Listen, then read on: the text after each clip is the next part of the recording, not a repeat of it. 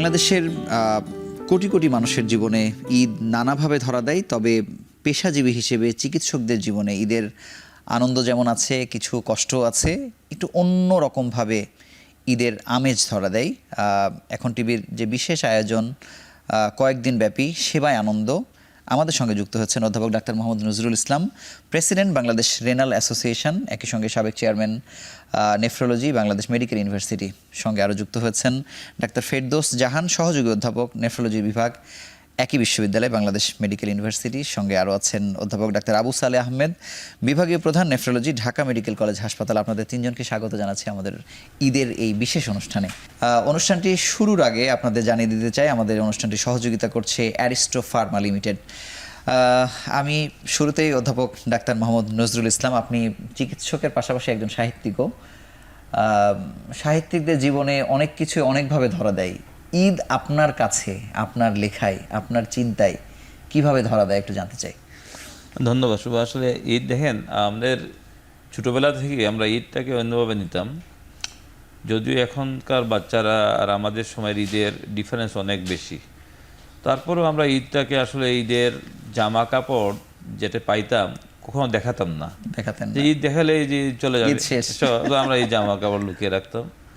আর ঈদের দিনের আগের দিন, মানে ঈদের জাস্ট আগের দিন যেটা, আমরা সেদিন সারা রাতে জেগে থাকতাম, বিভিন্ন জায়গায় ঘোরাফেরা এটা করতাম। তার সাথে ঈদের দিন যে ঈদি যেটা আর কি, সেটা আমাদের কাছে সবচেয়ে বেশি ইম্পর্টেন্ট ছিল। এবং আমরা কোনো বাসায় গিয়ে খাইতাম না, আমরা যাইতাম, দাঁড়ায় থাকতাম, ঈদি বেতন চলে আসতাম। মানে আমাদের যে কালেকশন কীভাবে কালেকশন করা যায়, তো এটা একটা বিরাট আনন্দ ছিল। এবং তারপরে তো জামা পরে, জামা এক সেট, আমাদের সময় জামা এরকম অনেক মাল্টিপল সেট ছিল, এক সেটের বেশি পাওয়া যেত না। এখন তো ছেলেদের মাল্টিপল সেট থাকে, তো ওইটা পরে ঘুরে ফিরে, এবং এই মাল্টিপল সেটের থেকে এক সেটের আনন্দ অনেক বেশি। তো এইগুলো চিন্তা করে আমি দেখি যে আমাদের সময়কার ঈদ আর এখনকার ঈদের মধ্যে ডিফারেন্সটা হচ্ছে যে আমরা এই ঈদটাকে সম্পূর্ণভাবে উপভোগ করতাম। এবং তারপরে অবশ্যই আমরা টিভিতে, তখন তো একটা টিভি ছিল, বিটিভি, আমরা বিটিভিতে বসে অনুষ্ঠান থাকতো, আমরা নাটক দেখতাম, বিভিন্ন ধরনের অনুষ্ঠান দেখতাম। এটা মিস হতো না, এটা মিস হতো, ইত্যাদি মিস হতো না, মিস হতো। আপনাদের সময় ইত্যাদি ছিল কিনা আমি জানি না। ছিল। অধ্যাপক ডাক্তার আবু সালে আহমেদ, আপনার কাছে জানতে চাই, একজন মুসলিম হিসেবে ঈদ কি আসলে এই ঈদের দিনের খুশি, নাকি আসলে ঈদের এই উদযাপনটা কত আগে থেকে মুসলিমদের জীবনে শুরু হয়? ধন্যবাদ আপনাকে। ঈদের ব্যাপারটা আসলে ইসলামের ইতিহাসের যদি আপনি দেখেন, ইসলামের শুরু থেকে ঈদের ব্যাপারে একটা রমজান মাসটাকে বিশেষ গুরুত্ব দেওয়া হয়েছে। এবং রমজান মাসের এই মানে সিয়াম সাধনার পরে, সংযমের পরে যে একটা উপলক্ষ, এটাকে ইসলামে, কিন্তু আমি যদিও ইসলাম সম্পর্কে খুব ভালো জানি না, কিন্তু যতটুকু জেনেছি, শুনেছি, পড়েছি, তাতে এই ঈদের আনন্দটাকে সবার সাথে ভাগাভাগি করার ব্যাপারে এবং ঈদটাকে উদযাপন করার ব্যাপারে ইসলামে বিশেষ গুরুত্ব দেওয়া হয়েছে। আর এটা ইতিহাস তো আছেই, এক এক দেশে এক একভাবে ঈদ উদযাপন হয়। এখন আমাদের বাংলার, আমি বলছি যে ঈদটা শুরু হয়েছে একেবারে সেই রমজানের চাঁদ থেকে কিনা, মানে এমন তো না যে ঈদের আগের দিনের চাঁদ থেকে আসলে ঈদ শুরু হলো। এক্স্যাক্টলি, এটা আমি বুঝতে পেরেছি। এখন রমজানের শুরু, যেদিন থেকে রমজানটা শুরু হলো সেদিন ঈদের পদধ্বনি শুরু হলো, মানুষ তখন থেকেই কিন্তু একটু মেন্টালি একটা প্রিপারেশন নেয়, যে একটু কেনাকাটা, আত্মীয় স্বজনের সঙ্গে শেয়ার করা, যাওয়া। তারপরে ধরেন এই যে জাকাতের একটা বিষয় থাকে, এটা একটা খুবই জরুরি, হিসাব নিকাশ করা। এক্স্যাক্টলি, এইটা মাস জুড়েই আসলে চলতে থাকে। এবং সমস্ত কাজগুলি যেদিন নাকি ঈদের চাঁদ দেখা গেল তার আগে শেষ করতে পারাটা, এটাও একটা অনেক প্রশান্তির ব্যাপার, বা এরকম নির্দেশনা আছে আর কি, এমন করে আর কি, যে ঈদের চাঁদ দেখার আগে কাজগুলি শেষ করতে হবে। এবং এটা একটা বড় মানে গুরুত্বপূর্ণ জায়গা, মানে ঈদের বহুমাত্রিকতা অনেক দিকের আসলে। আর ডাক্তার ফেরদৌস জাহান, আপনার কাছে জানতে চাই যে ঈদের আনন্দতে তো আসলে পুরুষদের আনন্দ তুলনামূলকভাবে একটু বেশি, কারণ একটু আনন্দ, উদযাপন, ঘুরে বেড়ানো এগুলোর মধ্যে থাকে। ঈদ আসলে একটা নারীর জীবনে কেমন করে আসে? সেখানে কি একটু প্রেশার, একটু কাজ করা, রেসপন্সিবিলিটি বেশি, কি মনে হয়? না, আমার মনে হয় যে নারী পুরুষ সবারই ঈদটা সমান। হ্যাঁ, এটার আনন্দটা যে পুরুষের জন্য কম বা মহিলার জন্য কম তা না, দুজনের জন্যই সমান। তো এখন প্রেশারের ব্যাপারটা যেটা, এটা তো জাস্ট ওই যে ঘরের যে কাজটুকু, ওইটা আসলে আজকালকার যুগে তো সবাই ভাগাভাগি করে করছে। হ্যাঁ, এখন আমার মাদের যুগে সেটা তো হয় না, আমার মা একলা এখন তো করছে। কাজের মানুষও আছে, চাইলেই পাওয়া যাচ্ছে। তখন না, তখন কাজের মানুষ অত অ্যাভেলেবলও ছিল না, আমার আর মারা এটা একাই তারা করতেন। মনেও করতো না খুব না, বেশি, ওটা নিজে একাই করতেন। একাই করতেন। হ্যাঁ, আর আমার মনে হয় যে না, এটা আপনার প্রশ্নটা ঠিক হয় না, এটা সমান সবার জন্য আমি একটু সমান। ভুল প্রশ্ন করেছি আপনাকে। হ্যাঁ, আমার কাছে মনে হয় যে ঈদটা সবার জন্য সমান। সবার জন্য সমান। অধ্যাপক নজরুল ইসলাম, আপনার কাছে জানবো যে এই যে একটি রোজার যে ঈদের আগের দিনের যে গান, যেটিকে আসলে ঈদ আগের দিনেই নিয়ে চলে আসে, শুনলেই মনে হয় যে ঈদ তো এখন উপস্থিত হয়ে গেছে, মানে সাহিত্যে ঈদ কিভাবে ধরা দিয়েছে, আরও কি কি বিষয় আছে এই গানটি ছাড়াও? ধন্যবাদ আপনাকে। দেখেন, আসলে একটা জিনিস আমি একটু প্রথম থেকে বলতে চাচ্ছি, এখানে আমাদের ধর্মে ঈদটা আসলে শুধু একটা উৎসব না, একটা ইবাদতও বটে। ইবাদত বটে, ট্রু। এবং প্রথম থেকে যখন রমজান মাস শুরু হয়, রমজান যেমন একটা ইবাদত, এবং রমজান মাসের এই যে কষ্ট, এই যে সিয়াম সাধনা, এইটা কি আনন্দ হিসাবে আমাদের মহান আল্লাহ কিন্তু ঈদটাকে দিয়েছেন, এবং বলছেন যে আমি রমজানের পরে ঈদের দিন সকালে নিজ হাতে যারা রোজা কবুল হয়েছে তাদেরকে পুরস্কার করে দেব। দেয়। এবং এই প্রসঙ্গে যে হযরত ওমরের যে একটি বিখ্যাত বিষয় আছে যে উনি কাঁদছেন ঈদের দিনে, যে তাকে জিজ্ঞেস করা হচ্ছে আপনি কেন কাঁদছেন, আমি জানি না যে আমার গুনাহ ক্ষমা হয়েছে কিনা, কবুল হইল কিনা। একটা জিনিস হচ্ছে, দেখেন আমরা ছোটবেলা থেকেই নজরুল ইসলামের সেই বিখ্যাত গান অমর রমজানের রোজার শেষে এলো খুশির ঈদ, এটা শুনে আসতেছি। এছাড়াও বিভিন্ন প্রকার ঈদের গান আছে, ঈদের চাঁদ নিয়ে গান আছে। তো এগুলো আসলে দেখেন, ঈদটা মানুষের জীবনে কিন্তু একটা বিশাল ফ্যাক্টর, কারণ মানুষ তাদের পরিবারের সাথে, রুটের সাথে, তার ইমিডিয়েট আত্মীয় স্বজনের সাথে দেখা করার সুযোগ পায় এইসব বড় বড় বন্ধগুলো, ঈদুল ফিতর, ঈদুল আজহা, এইসব। তো মানুষ অনেক কষ্ট করে হলেও গ্রামে যায়। আপনি খেয়াল করে দেখবেন, ঢাকা খালি হয়ে যাবে, বিভিন্ন ডিস্ট্রিক্ট খালি হয়ে যায়, গ্রামে যায় কেন? যায় হচ্ছে তাদের সাথে আনন্দ ভাগাভাগি করে নেওয়া, এবং তাদের সাথে অ্যাকচুয়ালি বছরে একটাবার হলো যাতে মন খুলে কথা বলতে পারে। তো আমাদের সাহিত্যে এবং পারিপার্থিক জীবনে ঈদটা একটু স্পেশাল একটা নিয়ে আসে। আমরা ছোটবেলাতেই দেখেছি যে ঈদের বিভিন্ন কবিতা, যদিও আজকাল অনেক কবিতাগুলো নাই। আসবো বা অধ্যাপক সালেহ আহমেদ, আপনার কাছে জানতে চাই যে এই যে একজন চিকিৎসক, একজন মানুষ হিসেবে যখন গ্রামের বাড়িতে যাচ্ছেন, ঈদ করতে যাচ্ছেন, এর বাইরেও একজন চিকিৎসককে ঘিরে, একজন স্বনামধন্য চিকিৎসককে ঘিরে ওই অঞ্চলের মানুষের, ওই গ্রামের মানুষের একটা অপেক্ষা থাকে যে যদি একবার তাকে দেখিয়ে নেওয়া যায়। এটি ঈদের অন্যরকম দোতনা তৈরি করে কিনা? ধন্যবাদ। নিঃসন্দেহে এটা একটা ভালো দিক, আমি ব্যক্তিগতভাবে মনে করি এটা একটা ভালো দিক। কারণ ওই যে আমার স্যার কিছুক্ষণ আগে বলছিলেন যে ঈদের আনন্দ ভাগাভাগি করা, আবার দেখেন কিছু মানুষ ওই এক্সপেকটেশন নিয়েই থাকে যে হ্যাঁ ঈদের সময় ওই স্যার আসবে, তাহলে একটু আমি পরামর্শ করব। তো এটা আমি ব্যক্তিগতভাবে এনজয় করি যে হ্যাঁ এই মানুষগুলিকে কিছু তো একটু করতে পারলাম, তাদেরকে একটু ভালোভাবে একটা, মানে আমার কাছে মনে হয় অনেক চিকিৎসকের পক্ষ থেকে এই অপেক্ষাটা থাকে। এক্স্যাক্টলি আমিও তাই বিশ্বাস করি, এবং একটা শেকড়ের ঋণ শোধ করা হয়, শেকড়ের ঋণ শোধ করা হয়, এক্সপেকটেশনটা থাকে। সাধারণ মানুষের, অনেক গরিব অসহায় মানুষ আছে যারা আসলে এই পর্যায়ে আসতে পারে না, তারা ওই একটা দিনের জন্য হয়তো অনেকে থাকে। তো এটা একটা নিঃসন্দেহে ভালো দিক, এটা এনজয় করার মতো একজন চিকিৎসক হিসেবে। যদিও এটা অনেকেই হয়তো মনে করতে পারেন যে দুইটা দিন, একটা দিন ছুটিতে আসলাম, এটার মধ্যে আবার সেই ডাক্তারি। তা আসলে আমি মনে করি যে একজন চিকিৎসক আসলে এটা এমন একটা পেশা যে আপনি মৃত্যুর আগ পর্যন্ত এবং আপনার কমিটমেন্টটা ওরকমই থাকার কথা যে আপনি 24 আওয়ার্স আসলে at the service of the human. তবে সেই মানসিকতা তিনি যদি লালন করেন, সবাই তো কম বেশি ব্যাপার আসলে আছে এখানে। ধন্যবাদ। ডাক্তার ফেরদৌস জাহান, আপনার কাছে জানবো যে চিকিৎসকের জীবনে ঈদ নানানভাবে আসে, ইন্টার্ন পিরিয়ডে এক সময় আসে, এখন আপনারা সিনিয়র একভাবে আসছে। ইন্টার্ন পিরিয়ডের যে ঈদ বা আপনাদের পরীক্ষার সময় যে ঈদের স্যাক্রিফাইস, সেটি আসলে কেমন? কিছু কি যন্ত্রণাও দেয় কিনা, না আসলে কেমন ভাবে আসে? এরকম তো অনেকবারই হয়েছে যে ঈদের পরের দিনে আমাদের ভাইবা পরীক্ষা বা রিটেন পরীক্ষা, এটা তো কম বেশি সবাই ছিল। এটা হচ্ছে পরীক্ষাটাকে আবার যেভাবে আবার চিকিৎসক না, তখন হচ্ছে ঈদটা যে সেবার জন্য যখন থাকা বাধ্যতামূলকভাবে, সেবার জন্য বাধ্যতামূলক থাকা, ওটা খারাপ লাগে নাই কখনো। খারাপ লাগে নাই না, কারণ আমি তখন মনে হতো যে আমি যদি উপকার করতে পারি তাহলে আমার ঈদটা দ্বিগুণ হয়ে যাবে খুশিটা। এটা মনে হতো। আর কিন্তু পরীক্ষাটা যখন থাকতো তখন একটু মন খারাপ হতো যে ঈদটা একটু আনন্দ করতে পারলাম না, কম আনন্দ আমার তো হতো। বৃষ্টি হলে মন খারাপ হয়ে যেত যে বাইরে বৃষ্টি হচ্ছে, লোকজন লাফাচ্ছে, আমি পড়ছি বসে। ধন্যবাদ অধ্যাপক নজরুল ইসলাম। আপনার কাছে জানতে চাই যে শিশু বয়সের ঈদ আর বাবা হয়ে ঈদ, আমি জানি না আপনার বাবা বেঁচে আছে কি নেই, কিন্তু ওই যে বাবার হাত ধরে ঈদের মাঠে যাওয়ার যে ব্যাপারটা, বা ওই বয়সের ওই আনন্দের মতো আনন্দ কি আর হয় কখনো, বা আসে কিনা? ধন্যবাদ। আসলে আমার বাবা বেঁচে নেই। আমি যখন ছোটো ছিলাম, আমার মনে আছে রমজান শুরুতেই আমাদের একটা মানে আমাদের লেভেলে একটা গ্রুপ ছিল। এরা সবাই বলতো যে আমরা তারাবি পড়তে যাব। আচ্ছা, কতজনের, মানে কোন বয়সের কথা এটা বলছেন? ক্লাস 6-7 আমার মনে আছে। 6-7, আচ্ছা, এটা তারাবির খুবই মানে দল বেঁধে যাওয়ার আমার একটা আব্বা time। উনি খুবই নামাজি মানুষ ছিলেন এবং উনি তারাবিতে যেতেন, তো ওনার সাথে আমরা যেতাম। কিন্তু উনি যখন তারাবিতে দাঁড়াইতো আমরা কিন্তু তারাবি পড়তাম না, রিলে আমরা পিছন থেকে বেরোয় আসতাম। বেরোয় আমরা বিভিন্ন রকম ঘোরাফেরা, রাস্তায় ঘুরে আবার ঠিক তারাবি Last এ শেষ হওয়ার মিলাই আগে দিতেন আর কি। লাস্ট আওয়ারে গিয়ে জয়েন করতাম, ওনার সাথে আসতাম। তো এটা একটা ছিল। আর ঈদের জামাতে যাওয়া, এটা তো এত মানে আমার মানে দাগ কাটে যে একসাথে ঈদের জামাতে যেতাম। আমাদের এখানে আমি সিলেটে বড় হয়েছি, সিলেট শাহী ঈদগাতে আমরা যাইতাম সবাই। এবং সিলেটের এই যে বিভিন্ন দরগা শরীফ আছে, শাহজালাল দরগা, আরও কিছু কবরস্থান মানে পেয়েছিল, এসব জায়গায় আমরা সবাই ভিজিট করতাম, জিয়ারত করতাম এবং আব্বার নেতৃত্বই করতাম। তো এরকম বহু দিন বহু বছর এরকম আমরা গিয়েছি।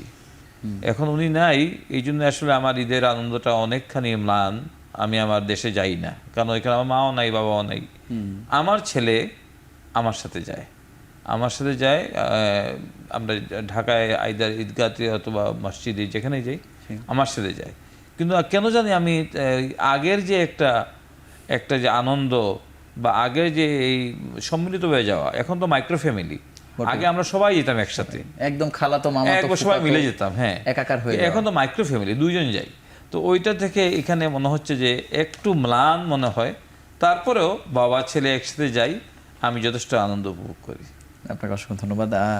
অধ্যাপক আবু সালেহ আহমেদ, ঈদের যে খুশির যে মাত্রা, আপনি যদি এটিকে আসলে পরিমাপ করেন, এবং একটি রোগী খুব ক্রিটিক্যাল পেশেন্ট বা একটা সাধারণ পেশেন্ট একেবারে সুস্থ হয়ে বাড়ি ফিরে যাওয়া, যেটার জন্য আপনিও চ্যালেঞ্জ ফেস করছেন, মানে কোন আনন্দকে কোনটার সাথে মেলাবেন? ওইটাও কম কি, বা মানে সেই ঈদের আনন্দের সমান আনন্দ প্রতিদিনই আসলে আপনাদের জীবনে আসে কিনা, সেদিক থেকে আপনারা ব্লেসড কিনা? নিঃসন্দেহে এটা একটা আসলে দুই ধরনের বটেই, দুই ধরনের আনন্দ, দুইটাকে একসাথে এভাবে আমরা করতে চাই না। ঈদের আনন্দ এটা তো একটা অন্য জায়গায়, সেটা ছোটকাল থেকেই মানে বড় হয়েছি, ঈদের আনন্দ করেছি, এখনও করে যাচ্ছি। কিন্তু আসলে যত দিন যাচ্ছে তত ঈদের আনন্দ মনে হয় যে ওই শৈশবের স্মৃতিগুলিই ভালো ছিল, আমাদের সবার জীবনই তাই, আমরা শৈশবেই ফিরে যেতে চাই।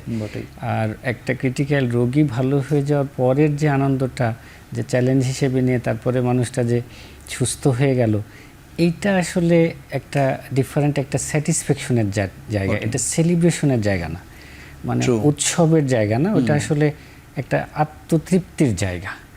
তো একটা হলো আত্মতৃপ্তি আর একটা হলো উৎসব মুখরতা, মানে আমি একটু সবার সাথে হই হল্লা করলাম, শেয়ার করলাম, একটু ফ্রিনেস, কোনো রেস্ট্রিকশন নাই, এটা হলো ঈদ। আর ওই জায়গাটা আসলে কমপ্লিটলি একটা সেলফ কনসিয়াস, মানে একদম কি বলবো, আসলে এটা বিয়ন্ড ডেসক্রিপশন। আপনাকে অসংখ্য ধন্যবাদ। আমরা ছোট্ট একটি বিরতি নিয়ে আলোচনায় ফিরছি।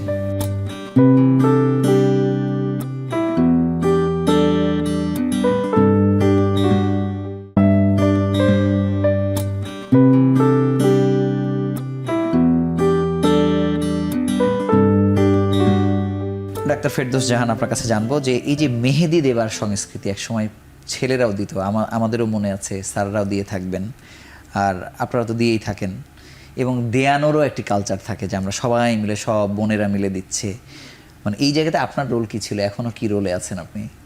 ছোটবেলায় আমরা তো অনেক বোন, 6 বোন, তো আমার বড় বোন আর কি সবার হাতে মেহেদিটা দিয়ে দিত। তো এখন সবাই মোটামুটি একই আশেপাশে, এজন্য আর তো যেহেতু সবাই এক কাছাকাছি থাকি, তো রাতের বেলা আমার বড় বোনের বাসা আমরা চলে যাই, চলে যান। তো বড় আপাই সবাইকে এখনো দিয়ে দেয়? এখনো হাবিজাবি করে যা পারে তাই দিয়ে দেয়। হাবিজাবি করে। কিন্তু এই যে আগের যে মেহেদি পাতা তুলতে যাওয়ার যে আনন্দ দল ধরে এবং এখন যে রেডিমেড, এই দুটোর মধ্যে মানে হ্যাঁ, ওই পার্থক্য মজাটা পান? পাই না। আগে তো বেটে টেটে একদম মজা করে দেওয়া হতো না একটা, মানে একদিকে চাঁদ উঠছে, একদিকে মেহেদি পাতা খুঁজছে, এরপরে বেটে রাতে এটা দেয়া হলো এবং একটু সময় নিয়ে রাখা লাগে, এটারও একটা যন্ত্রণাও আছে আর আনন্দ আছে। এবং যখন দেখা যেত যে একদম লাল টকটকে হয়েছে, সেটি একটা অন্যরকম আনন্দ অবশ্যই দিত। তার মানে আপনি মেহেদি দিতে পারেন না বা দেন না? আমি দিতে পারি না, কিন্তু আমার বাচ্চা আমাকে এখন আমার হয় বড় বোন দিয়ে দেয়, নাহলে আমার মেয়ে দিয়ে দেয় আমাকে। আচ্ছা, আমি অধ্যাপক নজরুল ইসলাম আপনার কাছে একটু আসতে চাই যে এই যে আপনাদের একটি সোসাইটি আছে, বাংলাদেশ রেনাল অ্যাসোসিয়েশন, আমি জানি না কত মেম্বার, কিন্তু এই পরিবারের ওপরেও তো ডিপেন্ড করে যে বাংলাদেশের এই যে 3.5 কোটি 4 কোটি যেভাবে বলি না কেন, তাদের সুস্থতার ক্ষেত্রে একেবারে রমজানের 1 মাস আগে থেকে আপনারা ব্যস্ত হয়ে যান, তাদেরকে কিভাবে সুস্থ রাখবেন। আপনাদের এই পরিবারের সম্পর্ক, নিজেদের বোঝাপড়া, এটি কোন পর্যায়ে আছে বা এটা কত মজবুত হয়েছে? হ্যাঁ, আমাদের আসলে এখন প্রায় 400 মেম্বার নেফ্রোলজিস্ট, 400। এবং আমাদের অ্যাসোসিয়েশনের মধ্যে একটা বন্ডেজ তো অবশ্যই আছে। এটা প্রত্যেকের সাথে প্রত্যেকের, আমাদের একটা গ্রুপ আছে, হোয়াটসঅ্যাপ গ্রুপ। তো বাংলা রেনাল অ্যাসোসিয়েশন হোয়াটসঅ্যাপ গ্রুপের মাধ্যমে আমরা আসলে প্রত্যেকের খোঁজখবর পাই, কোনো অসুবিধা হলে জানতে পারি, কোনো সাহায্য লাগলে করতে পারি। তো সেটা ঈদের সময় তো আরও বেশি বেড়ে যায়, বিভিন্ন রকম গ্রিটিংস বিভিন্নজন দেন, ঈদের শুভেচ্ছা। তো আসলে ব্যক্তিগত পর্যায়ে হয়তো সবার খোঁজ নেওয়া যায় না, তবে আমরা অ্যাজ এ হোল আমরা ওভারঅল সবার একটা খোঁজ নেই, কেমন আছে সবাই ঈদের সময়, তা তো অবশ্যই হয়। আর আমাদের মধ্যে যে বন্ডেজ, আমাদের এখানে অ্যাসোসিয়েশন শুধু একটাই, বাংলাদেশ রেনাল অ্যাসোসিয়েশন। আচ্ছা, সো আমাদের বন্ডেজটা অবশ্যই টাইট বন্ডেজ। আশা রাখতেছি আমরা এই বন্ডেজটা, মানে অন্য সোসাইটিগুলোতে যেমন একটু 2-3টা করে আছে, অনেক অন্য সাইডে 2-3টা আছে, কিন্তু আমাদের তো একটাই, আচ্ছা, ন্যাশনাল বডি একটাই, এবং তার মধ্যেই আমরা সবার সাথে যোগাযোগ রাখি। যেমন এই কয়েকদিন আগে বাংলাদেশ রেনাল অ্যাসোসিয়েশনের মাধ্যমে পালিত হলো বিশ্ব কিডনি দিবস। সেক্ষেত্রে কিন্তু আমরা সব কিছু সেন্ট্রালি কন্ট্রোল করে আমাদের যত কিটস, যেমন গেঞ্জি, টুপি, সব আমরা নিজেই সাপ্লাই করেছি আর সমস্ত বাংলাদেশের সব জায়গায়। সো একটা জায়গা থেকে সব জায়গায় বিস্তৃতি হচ্ছে। সো আমাদের বন্ডেজটা ডেফিনেটলি স্ট্রং। ধন্যবাদ অধ্যাপক সালেহ আহমেদ। পুরো যত ঈদ আসলে আপনার জীবনে পালিত হয়েছে, মানে কোন স্মৃতি বা কোন কিছু এখনো মানে তাড়িত করে বা মনে হয় বা ভীষণ আনন্দ দেয়, এরকম কিছু বলবেন কিনা আমাদের? এটা আমি তখন বোধহয় এইচএসসিতে পড়ি। তো এইচএসসির একটা ঈদ আমার খুবই মানে এখনো মনে হয়। সেটা হলো যে তখন আমরা হোস্টেলে থাকতাম, কলেজে হোস্টেলে থাকতাম। তো হোস্টেলে থাকা অবস্থায় কলেজে আমাদের এক বন্ধু ঈদের ঠিক 2 দিন আগে অসুস্থ হয়ে গেল। আচ্ছা, তো অনেক অসুস্থ হয়ে গেল, তো আমরা ওকে আসলে ছেড়ে কেউ যেতে পারলাম না। আমরা যারা কোর কয়েকজন ছিলাম, আমরা 5-7 জন। তো সেই 5-7 জন বন্ধুদের মধ্যে এখনও যোগাযোগটা আছে, খুব স্ট্রংই আছে। তো এই 5-7 জন ওকে রেখে আর আমরা যেতে পারলাম না। ওকে নিয়ে পরে স্থানীয় পর্যায় থেকে জেলা পর্যায়ে মানে থেকে আমাদের ডিভিশনাল মানে ঢাকা শহরে এসে ওকে চিকিৎসা করতে হয়েছিল সেই 88-এ। তো ওকে একটা পর্যায়ে স্থিত করে বাসায় যেতে যেতে দেখা গেল যে ঈদের মানে দিন দুপুর হয়ে গেছে। মানে ঈদের দিন দুপুর হয়ে গেছে, সবার নামাজ শেষ হয়ে গেছে। পথের ভিতরে আমরা একটা নামাজ পড়ার চেষ্টা করলাম, কিন্তু সেই জামাতটাও আসলে আমরা 2 জন ছিলাম ফাইনালি, তো জামাতটাও শেষে মিস করছিলাম। তো এই স্মৃতিটা এখনও আমাকে তাড়িত করে যে আমি ঈদের জামাত একটা মিস করেছি, এবং সেটার ব্যাকগ্রাউন্ডটা ছিল আমার এক বন্ধুর জন্য আসলে অসুস্থ থাকাতে আমরা মানে ওকে একটু সেবা দিতে গিয়ে বা ওকে তেমন ঈদ হয়েছে বলে আপনার আজও মনে আছে, বা হচ্ছে হয়তো একটি নামাজ হয়নি, কিন্তু এর থেকে বড় কাজ হয়তো হয়েছে, চেষ্টা করেছিলাম। আচ্ছা, ডাক্তার ফেরদৌস জাহান, আপনার কাছে একটা স্মৃতি শুনতে চাই, শুনতে ইচ্ছে করছে। ছোটবেলায় আমার আম্মা আমাদের জামা সেলাই করে দিতেন। তো যেদিন আম্মা যার জামা সেলাই করবে, যে বোনের, তাকে ঘরের সব কাজ করতে হবে, সে সব কাজ করবে সেদিন। মানে একটা আনন্দের সাথে একটু ব্যালেন্স করা আর কি। কারণ আম্মা আমাদের জামাগুলো সেলাই করবে আর সে সেদিন ঘরের কাজগুলো করবে। আচ্ছা, তো আমার মেজো বোন ছিল একদম ফাঁকিবাজ, ও করতে চাইতো না, ও ওর কাজগুলো কি করতো, আমাকে দিয়ে করাতো। আচ্ছা। তো ওর যেদিন জামা সেলাই করা হতো সেদিন আমি একটু লুকিয়ে থাকতাম ওর জন্য, যে ও আমাকে যাতে খুঁজে না পায়। এই স্মৃতিগুলো এখন আমরা মনে করে সবাই খুব হাসাহাসি করি। কিন্তু এই যে এতগুলা বোন একসাথে, মানে এটা তো আনন্দের দিক থেকে আপনারা তো আরো শীর্ষে মনে হয় আর কি। আমার অনেক মানে ওই এগুলো মনে পড়লে খুব মায়া লাগে যে আমরা সবাই এখন বয়স হয়ে গেছে প্রত্যেকেরই, তো তারপরও ঈদের দিন হলে আবার সবাই এক জায়গায়, যেহেতু আমার আম্মা জীবিত আছেন, তো এই জন্য আমরা ঈদের দিন আবার সবাই এক জায়গায় হই। স্যার বাদ থাকবেন কেন? আপনি নিশ্চয়ই ভাবছেন কোনো একটি স্মৃতি হ্যাঁ, বলতে আমার চান। স্মৃতি বেশ কয়েকটা আছে, আমি একটা বলি আসলে। দেখেন 1980 সাল, তখন আমি ক্লাস 8-এ পড়ি, আমার জন্মের আগে আর কি। 80 সালে আমার মনে আছে আমরা সিলেটের সবাই ঈদ করতাম একসাথে। তো ঈদের দিন খুব বৃষ্টি ছিল, ওই ঈদের দিন আমরা যেতে পারি না। আমরা পাশে একটা মসজিদ ছিল, কুতুবুল্লাহ মসজিদ বলে, এটাকে নামাজ পড়ছিলাম। কিন্তু ওই মসজিদে যাওয়ার পথে যাই হোক আমার যে ড্রেসটা পরে গেছিলাম, ওই ড্রেসটা খুব মানে সিভিয়ারলি ইঞ্জুরি হয়েছে ভাই। সিএনজি থেকে মানে তখন তো ওই অটো রিক্সা ছিল, ছিঁড়ে গেছিল একটা জায়গায় লেগে আর কি। তো আমার তো আর ডুপ্লিকেট কপি নাই। সেই দিনটা যে আমার কি কষ্টে গিয়েছিল আমার মনে আছে এখনো। আচ্ছা। সারাদিন আমি বেরোই নাই, কারণ আমার তো আর ডুপ্লিকেট কোনো পিস নাই। পরে আমাকে আমার বাসা থেকে আমার মা বলছিলেন যে আমি একটু রিপু করে দেই, বললাম না আমি আর এটা পরবো না। রিপুটা তো তখন খুবই খুব ইয়ে ছিল, এবং রিপুটা হচ্ছে যেই যিনি ভালো করে রিপু করতে পারেন যেই দোকানে, তার তো আবার অনেক ডিমান্ড। তো আমার মা পারতেন খুব ভালো রিপু করতে। হ্যাঁ, উনি বলছেন যে আমি রিপু করে দিচ্ছি, তুমি দুপুরের পরে বেরো, অসুবিধা নেই। কিন্তু আমি আর বেরোয় নেই, কারণ আমার যে শার্টটা ছিল তখন শার্ট, পাঞ্জাবি তখন শার্ট ছিল। এবং আমাদের আপনার মনে আছে কিনা, আমাদের সময়, আপনার অবশ্যই আমাদের সময় কিন্তু আইদার শার্ট অথবা প্যান্ট, আচ্ছা, দুইটাই মানে পাইতে হইব, নট নেসেসারি। যদি প্যান্ট এর একবার ভালো থাকে তাহলে শুধু শার্ট পাবা। তো আমি লাকিলি ওই সময় শার্ট প্যান্ট দুটোই পেয়েছিলাম। আচ্ছা, কিন্তু জুতা পাই নাই, পুরান জুতা পরছিলাম আর কি। কিন্তু আমার শার্টটা এমন জায়গায় ছিঁড়েছিল সামনের দিকে যে আমি পড়তে পারি। এটা আমার এখনো মনে হয় যে আমার ছেলেকেও বলি যে আমরা যে সময় তো ওয়ান পিস পাইতাম, তোমার তো মাল্টিপল পিস পাও। তো এটা আমার খুব মনে পড়ে আসলে। ধন্যবাদ। সালেহ আহমেদ, আপনার কাছে জানবো যে এই যে ঈদি পাওয়া বা ঈদের সালামি পাওয়ার ক্ষেত্রে গুণে রাখার যে একটা ব্যাপার, যে এই বছরে আমি এত টাকা পেয়েছি, এবং যেই টাকাটা সচরাচর আপনাদের হাতে থাকে না আসলে, এরকম একটা স্মৃতি আছে কিনা? এরকম বা এই রেওয়াজ কি আপনাদের সাথে ছিল কিনা? আপনার পরিবার ছিল, নিঃসন্দেহে ছিল। এটা আসলে আমাদের সংস্কৃতির একটা অংশই বলা যায়, যে মানে ঈদই পাওয়া বা ঈদের যে সেলামি যেটাই বলি, এইটা আসলে ওই ছোটকালে, এখন তো আর সেলামি নিতে যাওয়া যায় না। এখন সেলামি নিতে আসে, তো নিতে আসে, কিন্তু এখন তো আর চাইতে যেতে পারি না। মন চাই কিনা? মন তো সবসময় চাই, এখনো আমার তো এখনো মন চাই যে না, সালামি আমৃত্যু বলা আর কি, যে সালামি দেন। রাইট।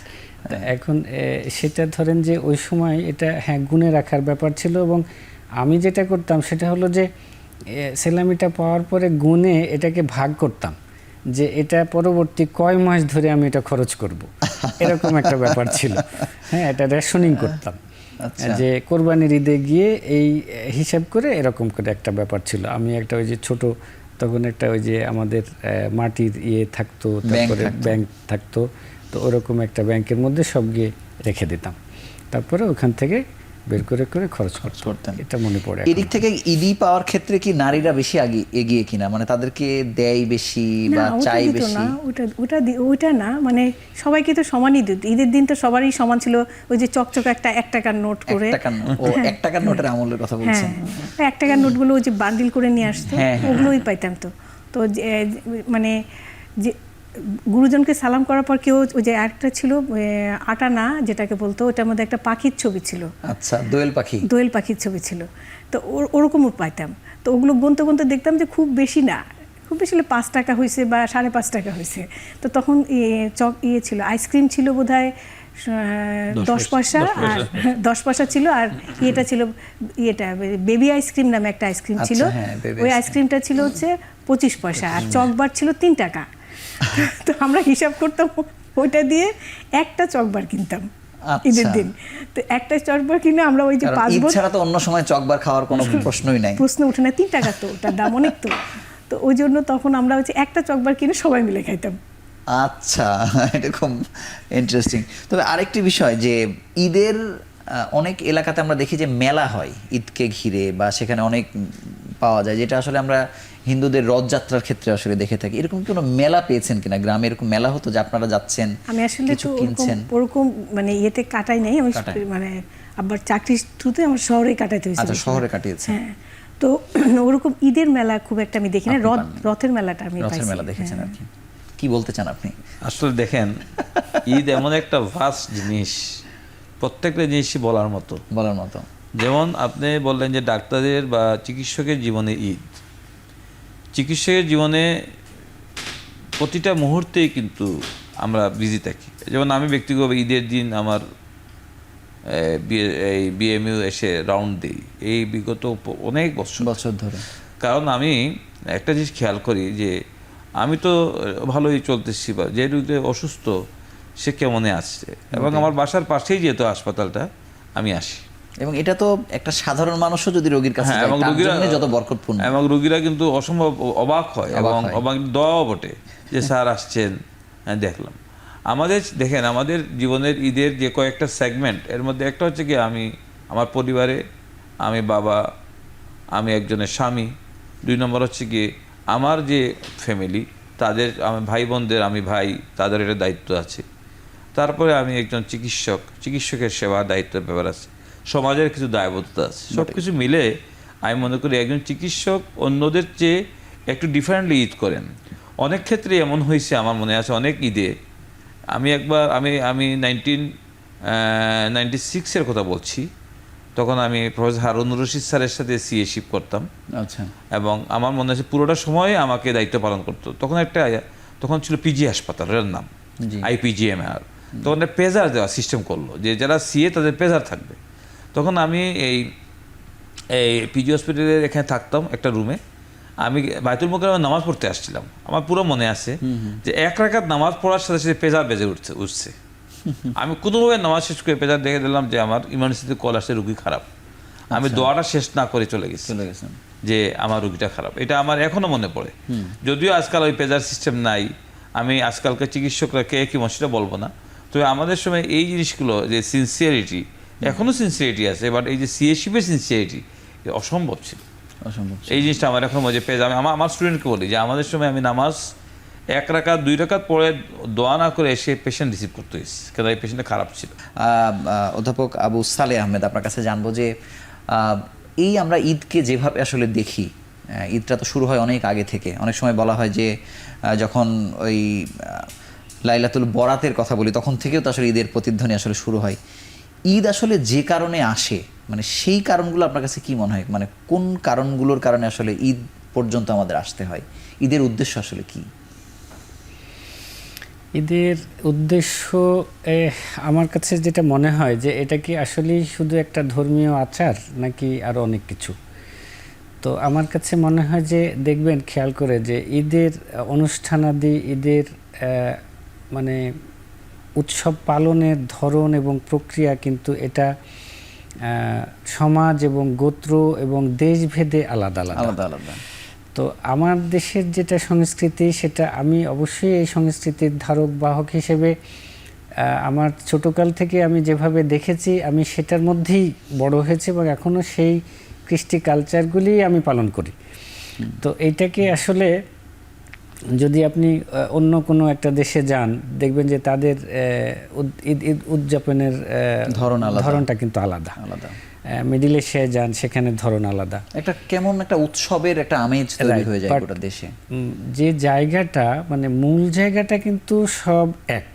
সেটা হলো যে হ্যাঁ, একটা 1 মাস রমজানের শেষে আমরা এটাকে সবাই মিলে উদযাপন করব, সেটা গোত্র দেশভেদে যাই হোক না কেন।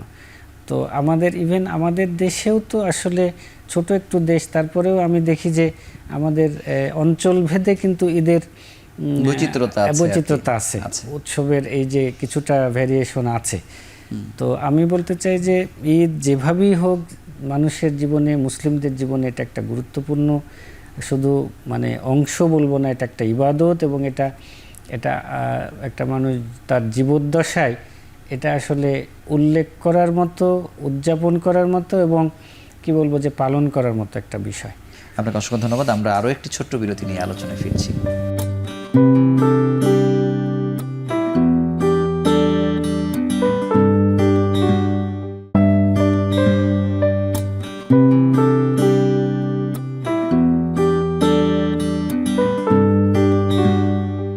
ডাক্তার ফেরদৌস জাহান, আমার যেমন মনে হয় যে ঈদের দিনে আমরা অনেকগুলো বাসায় যাই, একটু একটু করে খাই, কোথাও বেশি খাই না আর কি, সব টেস্ট নিতে ইচ্ছে করে। পরিবারের একজন নারী সদস্য হিসেবে মানে এই যে ওই ডিশটাকে রেডি করা, অনেক বৈচিত্র্যময় করা, এই ব্যাপারে আপনাদের প্রস্তুতি কেমন থাকে? মানে এক একজনের তো এক এক রকম পছন্দ থাকে, তবে সব কমন থাকে যে একটা সেমাই রান্না করা, তারপরে হচ্ছে একটু পোলাও রান্না করা, কারোর জন্য আবার ঝাল রান্না করা। হ্যাঁ, একটু পোলাও রান্না করা। আর একটু আগে আমাদের সময় ছোটবেলায় তো ছিল হচ্ছে মুরগির মাংসটাই রান্না করতো ঝাল করে। আর এখন তো আবার তার সাথে আরো অন্য কিছু রোস্ট অ্যাড হয়, তারপর হচ্ছে আপনার গরু মাংস অ্যাড হয়। তো সবই থাকে। তো এগুলো আসলে অত খুব বেশি কঠিন কিছু হয় না। কঠিন কিছু হয় না। কিন্তু বরং কি আগে এগুলো নিয়ে মানুষ বেশি কনসার্ন ছিল নাকি এখন কনসার্ন বেশি? এখন বেশি। আগেকার দিনে তো অতখানি চিন্তা করতো না, একটা মোটামুটি রান্না করে শেষ করে ফেলতো। কারণ একটা সেমাই রান্না করতো অথবা পায়েস রান্না করতো, এইটুকু থাকতো। তার সাথে একটা পোলাও আর একটা ঝাল মাংস, সেটা মুরগির মাংসটাই বেশি। তবে মনে হয় আগে খাবারের ব্যাপারে মানুষের একটা অপেক্ষা ছিল যে ঈদে যাবে, আসবে, কি খাবে। যদিও আইটেম কম ছিল, কিন্তু এখন মনে হয় যে মানে এত নিয়মিত প্রতিদিন আসলে মানুষ খাওয়ার মধ্যে থাকে, এই খাবারগুলো মানুষ আসলে রেগুলার খাচ্ছে, তো ওই জন্য তখন ওটার জন্য একটা ক্যাপাসিটি বেড়েছে মানুষের। মানে মানুষের আসলে আগ্রহটা কি, আগে একটা বাসায় রান্না হলে, মাংস রান্না হলে গন্ধটা সব বাসায় ছড়াই যেত না। এখন তো প্রতিদিনই সব বাসায় রান্না হচ্ছে মোটামুটি। আমরা ভালো আছি সেই দিক থেকে। অধ্যাপক নজরুল ইসলাম, আপনার কাছে জানবো যে ভ্রমণও ঈদের সঙ্গে একটি অনুষঙ্গ হয়ে গেছে আর কি। এটি বাংলাদেশে আমরা দেখি যে পালা করে মানুষ বাংলাদেশ ঘুরে বেড়াচ্ছে, আবার যাদের সক্ষমতা আছে তারা ঈদের ছুটিটাই নিয়ে চলে যাচ্ছে দেশের বাইরে। মানে কোন জায়গায় আমরা আছি বা এটাকে কেমনভাবে দেখেন? এটা দেখেন, এই যে মানে ঈদের উপলক্ষে যে ট্যুরিজম, এটা কিন্তু এখন থেকে 15 বছর আগে এরকম ছিল না।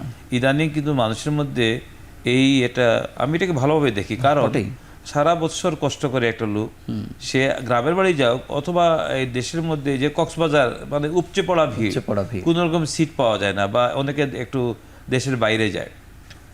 অবশ্যই আমি মনে করি যে যদি এই যে সারাটা বছর আমি কাজ করলাম, কষ্ট করলাম, যদি আমি সুযোগ থাকে তাইলে আমি একটু যদি পরিবার নিয়ে বাইরে ঘুরে আসি, সেটাকে আমি ভালো চোখে দেখে অ্যাকসেপ্ট করে। তবে এইটা জিনিস আমার মনে রাখতে হবে যে যদি এইটাকে এটা মাস্ট কালচার হিসেবে নেই, যদি কারোর মানে উপর যদি এটা প্রেশার ক্রিয়েট হয়, সেটা আবার ঠিক না। বা অথবা যদি আমি প্রতি বছরই ঈদের সময়টা বাইরে কাটাচ্ছি, তাতে আমাকে ঘিরে যাদের উদযাপনের ব্যাপার তারা তো বঞ্চিত হচ্ছে। হ্যাঁ, যেমন ধরেন আমি এখন প্রতি বছরই বাইরে ঈদ করতেছি, তো সেটা সেই লোকে আমার পরিবারের লোকরা তো আমাকে পেল না। তো আমি মনে করি মাঝে মধ্যে যাওয়া ভালো, মাঝে মধ্যে গ্রামে নিজের একটা রুটে একদম মূলে যাওয়া উচিত, সবার সাথে দেখা সাক্ষাৎ হওয়া ভালো। আর আরেকটা জিনিস দেখেন, আমরা আমাদের সময়কার ঈদ আর এখনকার ঈদের মধ্যে ডিফারেন্সটা হচ্ছে গিয়ে, আমাদের সময় কিন্তু আইটেমস ছিল লিমিটেড, আর এখন হচ্ছে আইটেমস এনরমাস। এত বেশি আইটেম থাকে যে বাচ্চারা চুপ করে খেতেও পারে না। যেমন আমি আমার বাসার কথা বলি, আমার ওয়াইফ, উনি প্রফেসর, ডাক্তার উনি, কিন্তু উনি খুব ভালো রান্না করতে পারেন, অসম্ভব ভালো।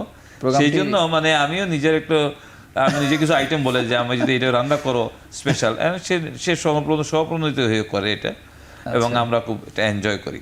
আমার কাছে আসলে আমার মা খুব ভালো রাঁধতেন, আমার মা রান্নার পরে আমার মিসেস খুব ভালো রান্না করে।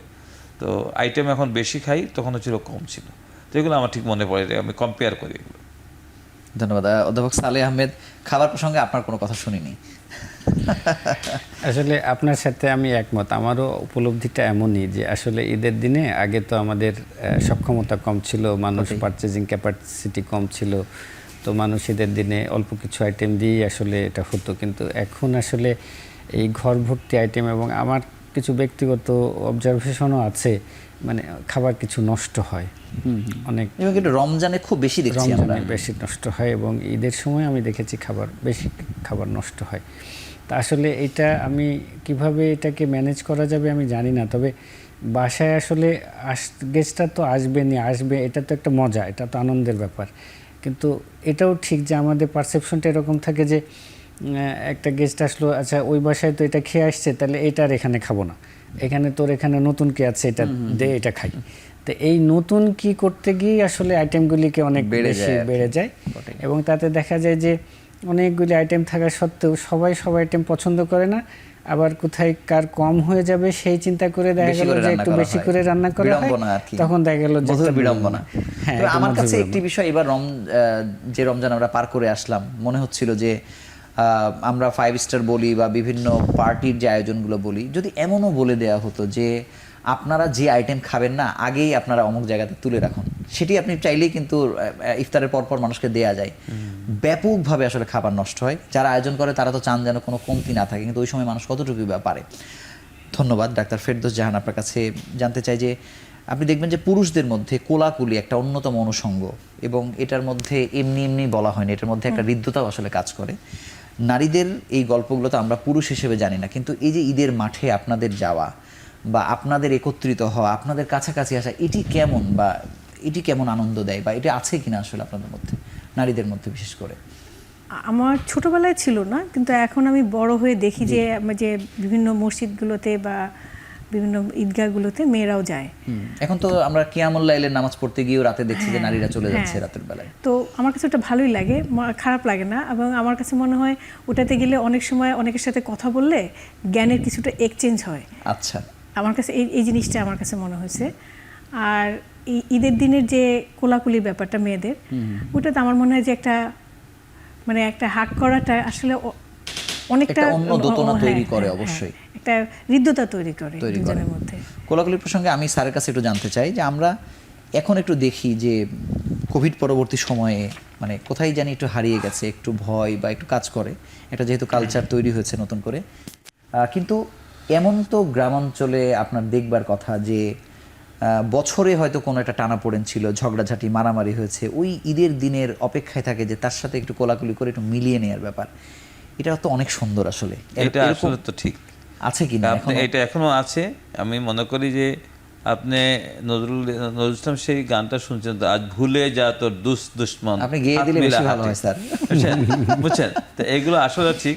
এখনো কিন্তু অনেকেই গ্রামে গঞ্জে পাশের বাসার সাথে হয়তো সম্পর্ক নাই, ঈদের দিন ঠিক কেমন আছেন, ভালো আছেন, আসেন আমার বাসায়, এই অ্যাটলিস্ট ঈদের দিনটা এটা থাকে।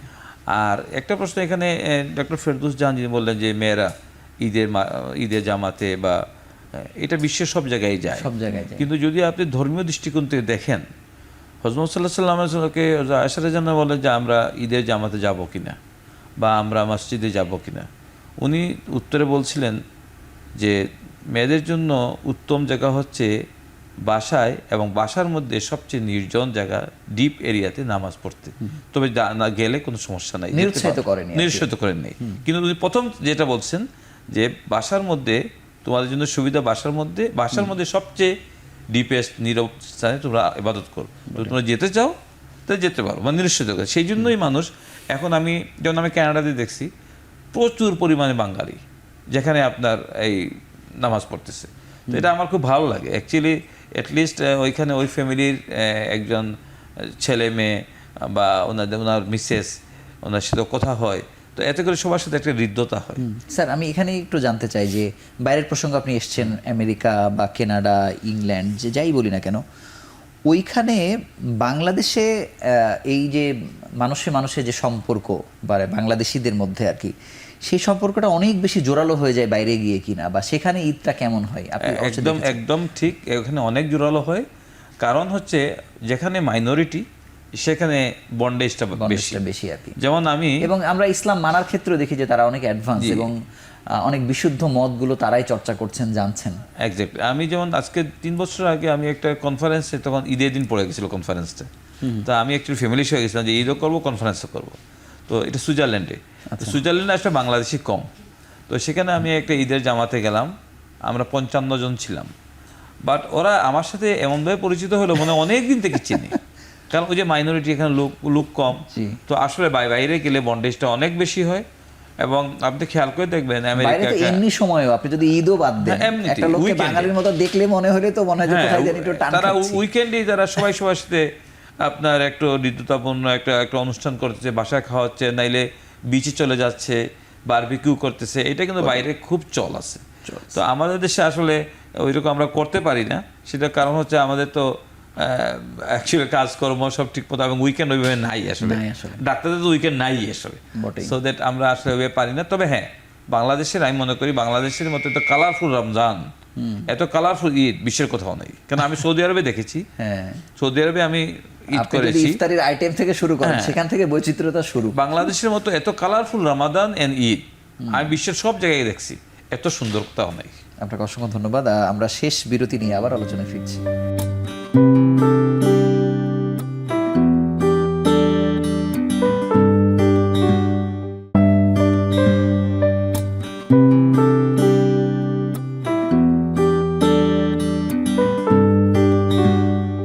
অধ্যাপক সালেহ আহমেদ, যাদের মা হারিয়ে গেছে আমি সহ, তাদের গল্প তো আসলে অন্যরকম। তারপরেও যাদের মা জীবিত আছে, বা মায়ের সাথে একটা ঈদের একটা অন্যরকম একটা অনুষঙ্গ তৈরি হয়ে যায় আর কি।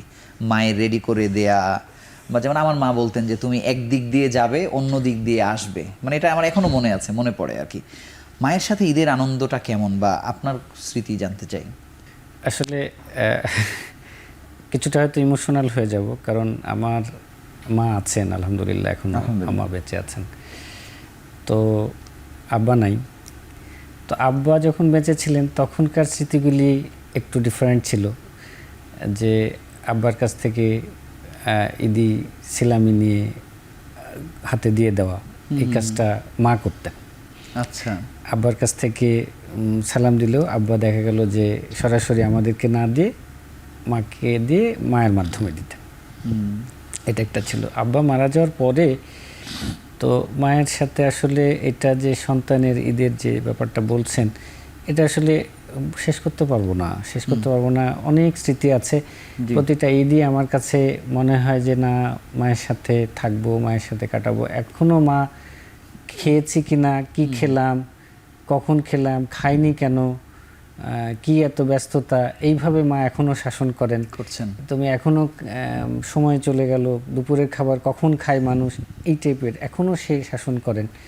তো এই জিনিসগুলি ঈদের সময় তো আসলে টাইম ফ্রেম থাকতো না, দেখা গেল যে কোথায় চলে গেলাম, ঘুরতে গেলাম, এই সে আসলে পরে মা একটা হালকা করে বকুনি দিতেন, তারপরে খেতে দিতেন, এবং পছন্দের আইটেমগুলিই মা জানতো যে আমার এই ছেলে কি পছন্দ করে, কি করে সে সেইভাবেই আসলে ওই ভোর থেকে উঠে শুরু করতো আর কি। ডাক্তার ফেরদৌস জাহান, ঈদের দিনের যে প্রস্তুতির একটা ব্যাপার আছে না, একদম রেডি টেডি হওয়া, ছেলেরা একভাবে হয়, আপনারা আর একভাবে হন, সেই প্রস্তুতির মধ্যেও তো মা বাবার একটা অন্যরকম স্নেহ আছে, বা তাদের চোখে আপনাকে দেখা যে আপনি কিভাবে তৈরি হচ্ছেন, বা একইভাবে আবার আপনার সন্তানরা কিভাবে তৈরি হচ্ছে, এই জায়গায় একটু আপনার বক্তব্য শুনতে চাই। মানে এটা হচ্ছিল সকালে উঠে সবাই গোসল, একদম প্রথমে এটা গোসল করবে সবাই, তো যার যার জামা কাপড় ওই যে খাটের উপরে সাজানো থাকতো পরপর। তো প্রথমে আপা যেত, তারপরে মেজাপা, তারপরে আমি 3 নম্বর, তারপরে আমার ছোট বোন, তারপরে 5 নম্বর জন যেত। আর আম্মা হচ্ছে ছোটটাকে গোসল করাই দিত, ছোট বোনটাকে। তো আমি হচ্ছে চুলে পানি মুছতে পছন্দ করি না, তো ওই জন্য আমার সাথে ঈদের দিন হচ্ছে একটা মোটামুটি যুদ্ধ হয়ে যেত চুলের পানি মুছা নিয়ে। তো এটা একটা ছিল। আর এখন বড় হয়ে ওই একই কাজেই করি, কিন্তু এখন মেয়ের জন্য আর কি। তো মেয়েও বড় হয়ে গেছে, মেয়ে কি চুল মুছতে দেয়? হ্যাঁ, মেয়ে মুছতে দেয়, মেয়ে আমার মতো না। আচ্ছা, খুব ভালো লাগলো শুনে। আমি একেবারে শেষ প্রশ্ন হিসেবে অধ্যাপক নজরুল ইসলাম আপনার কাছে জানতে চাই যে ঈদ তো আসলে রমজানের সাথে খুবই ক্লোজলি ট্যাগড, হ্যাঁ, পরিশুদ্ধতার কথা বলি, বা এই যে ক্ষমা পাওয়ার ঈদের আনন্দ মূলত যার আসলে, আবার দেখেন যে পেশাগত জীবনে সাংবাদিক বলি, চিকিৎসক বলি, সবার কিন্তু স্খলনের জায়গাগুলো বেড়েছে, প্রলোভন বেড়েছে। এই জায়গা থেকে একজন চিকিৎসককে আসলে কিভাবে তৈরি হওয়ার বার্তা আসলে এই ঈদ বা রমজান দেয়? রমজানের 1 মাস সিয়াম সাধনার পরে এটা আল্লাহ কর্তৃক ঘোষিত যে আমি নিজ হাতে বান্দাকে এই পুরস্কারটা দিব। এবং অবশ্যই এটা মনে রাখতে হবে যে এই কথাটাকে আপনারা খুব স্ট্রেট ফরওয়ার্ড ভাবা যাবে না যে আমি শুধু রোজা রাখছি। রোজা আসলে রোজার সাথে অনেকগুলো ফ্যাক্টর জড়িত। আপনার যদি রোজাটা সব কিছু যে 5টা কার্ডিনাল জিনিস, যে আপনি রোজা রাখলেন নামাজ পড়লেন না, তাইলে এই রোজাটা উপবাস ছাড়া আর কিছুই হলো সেটা তো না, বলেও দেয়া বলে দেওয়া আছে। আপনি রোজা রাখলেন, আপনার চেয়ে প্রতিবেশী আপনার আঘাত থেকে বিরত থাকলো না, আপনার মুখ আপনার জিহ্বা থেকে আরেকজন কষ্ট পাইলো, বা আপনার আপনি গরিব মিসকিনকে সাহায্য ঘুষ করলেন খেলেন না, আপনি ঘুষ খাইলেন, সুদের সঙ্গে আপনি যুক্তই আছেন, আপনি এই আশা করা একদমই বৃথা যে আপনাকে আল্লাহ নিজ হাতে পুরস্কার দিবেন। তো সে অনেক মানুষেরই রমজান, আমরা দোয়া করি, আশা করি আল্লাহ সবার রমজানকে কবুল করুক, কিন্তু এই জিনিসটা বুঝতে হবে যে আমি জেনে শুনে আপনি এই একটা অবৈধ টাকা দিয়ে আপনি ইফতার করতেছেন, সেহরি করতেছেন, রোজা রাখতেছেন, জাস্ট উপবাস হবে, সেই ক্ষেত্রে আপনার মাপ পাওয়ার সম্ভাবনা খুবই কম। তো এই জন্য আমাদের প্রত্যেকেরই এইটা মনে রাখতে হবে যে আমরা যাতে সহিভাবে শুদ্ধভাবে আমাদের সব ইবাদত করার জন্য আমাদের উপার্জনটা সহি হয়, শুদ্ধ হয়। যদি উপার্জন সহি না হয়, অবশ্যই আপনার কোনো ইবাদত কবুল হবে না। এবং আমরা পেশাগত জীবনে আসলে সত্যিকার অর্থে সফলতার যে ব্যাপার, সেটি তো আসলে অন্তরাই। আপনাদের তিনজনকে ধন্যবাদ আমাদের সঙ্গে যুক্ত হওয়ার জন্য। ভীষণ রকম এনজয় করেছি আলোচনা এবং অনেক নতুন নতুন তথ্য জেনে ভালো লেগেছে। আপনাদেরকে আবার অভিনন্দন জানিয়ে আজকের মতো বিদায় নিচ্ছি। ধন্যবাদ। আমরা পেশাগত জীবন বা যেভাবেই বলি না কেন, যে এই যে 1 মাস রমজান, তারপরে ঈদ, এই ঈদ বা রমজান যত ধরনের শিক্ষা দেয়, সেটি আমাদের ব্যক্তিগত জীবনের যদি এটির প্রয়োগ না হয়, তাহলে শুধুমাত্র ঈদ আসবে, খুশি আসবে, রমজান পার হয়ে যাবে, কিন্তু আমাদের আত্মগঠন যেমন হবে না, একইভাবে বাংলাদেশকে গড়বার জন্য প্রত্যেকটা পেশার মানুষের একীভূত হওয়া, একে অপরকে সহযোগিতা করা, সেটি আসলে সম্ভব হবে না। এবং আমরা যদি 24-এর পরবর্তী বাংলাদেশের কথা বলি, আমরা অনেক স্বপ্ন দেখছি। সেই সব কিছু বাস্তবায়নের জন্য আসলে আমাদের সবার আগে তৈরি হওয়া উচিত, যে বার্তা মূলত রমজান বা ঈদ দিয়ে যাচ্ছে। আবারও ঈদের শুভেচ্ছা জানিয়ে শেষ করছি। ঈদ মোবারক।